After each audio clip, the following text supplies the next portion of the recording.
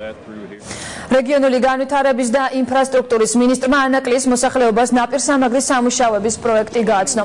პროექტის ფარგლებში ანაკლიის საზღვაო ზოლზე 4 კილომეტრიანი ნაპირსამაგრის სამუშაოები ჩატარდება, ასევე გაკეთდება ახალი საანიაღვრე არხები, რაც ანაკლიაში დატბორვის პრობლემას მოხსნის. კურორტი წელს უკვე მესამე დაიტბორა პროექტს მუნიციპალური განვითარების ფონდი აზიის განვითარების ბანკთან ერთად ატარებს და პირველი ეტაპის სამუშაოებზე 15 მილიონ ლარზე მეტი იხარჯება. კონტრაქტის მიხედვით კომპანიამ მშენებლობაზე ძირითადად ადგილობრივი მოსახლეობა უნდა დაასაქმოს. სამშენებლო სამუშაოები ხვალიდან დაიწყება.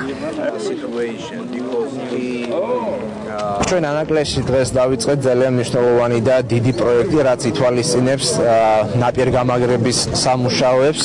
ესეთი მსგავსი პროექტი საქართველოში არასდროს არ გაკეთებულა, იმიტომ რომ ეს ითვალისწინებს უშუალოდ ზღვაში ტალღამტეხების ჩაწყობას, ჩალაგებას და პრევენციული პროექტია იმისათვის, რომ სხვა დროთა განმავლობაში ანაკლიის ტერიტორია არ მიიტაცოს, იმიტომ რომ ბოლო წლების განმავლობაში ბევრჯერ ტალღებმა წაიღო ზღვისმიმდებარე ტერიტორია, რამდენიმე მეტრი ზღვა აქეთ წამოვიდა და შეიძლება საფრთხე დაემუქროს იმ სასტუმროებს, რომლებიც ნაპირთან საკმაოდ ახლოს არიან განლაგებული. ანაკლის ტერიტორიას ვერ წაიღებს ეს ზღვა.